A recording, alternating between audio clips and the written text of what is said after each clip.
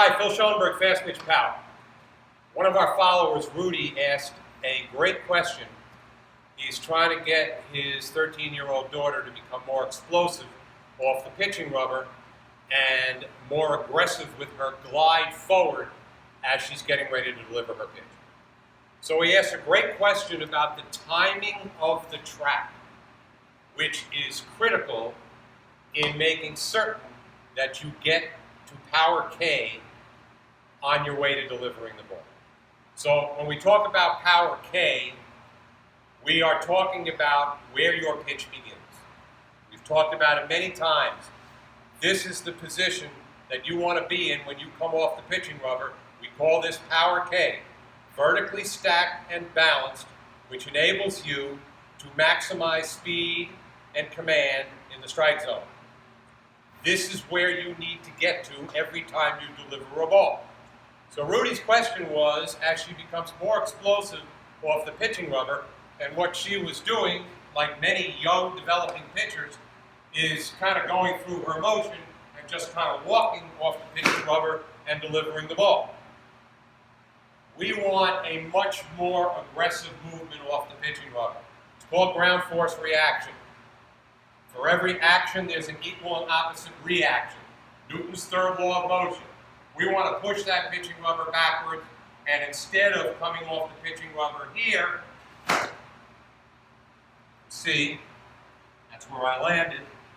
I want to come off the pitching rubber here.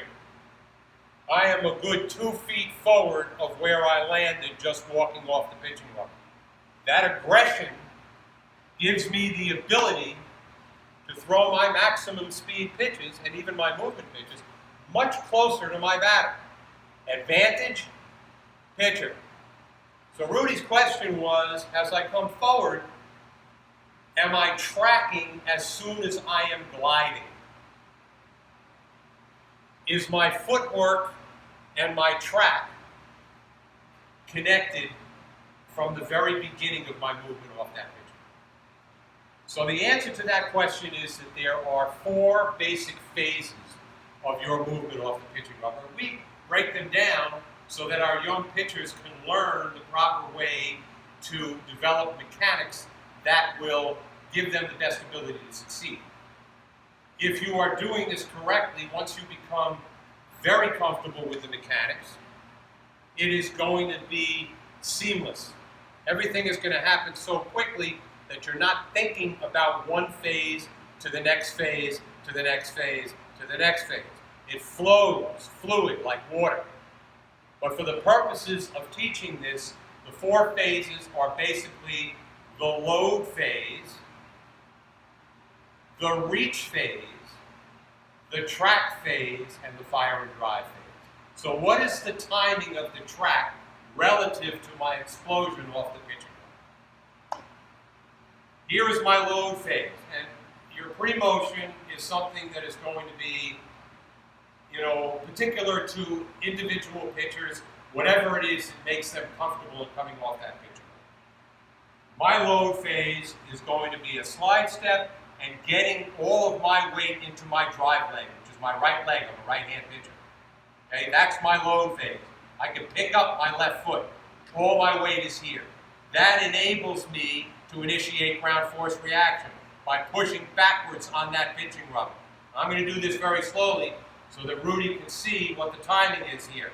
I am not going to start my track now as I come off the pitching rubber because it's not going to permit me to have my hand come up the front side of the circle and complete the arm circle.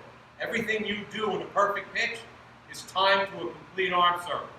So after my load phase, phase 1, all my weight is here. I'm like a sprinter getting ready to come out of the blocks. Comes my reach phase. I am now reaching both hands for my target before I track.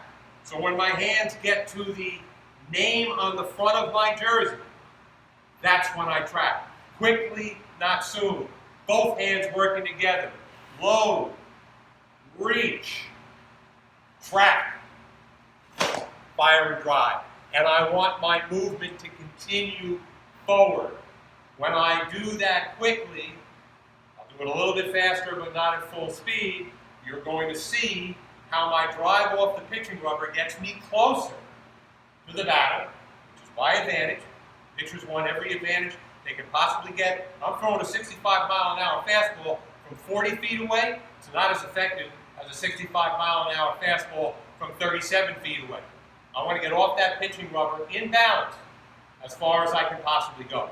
So, you say load, reach, track, fire, drive, and this is what it looks like in full motion. Load, reach, track, fire, and drive. And I am balanced throughout the entire movement of the pitch. I am explosively coming off the pitching rubber, getting closer to my batter. And in doing so, it enables me to generate more power and speed, because my throw zone's getting longer. I want my hand to get down it in the same amount of time as when my throw zone was shorter.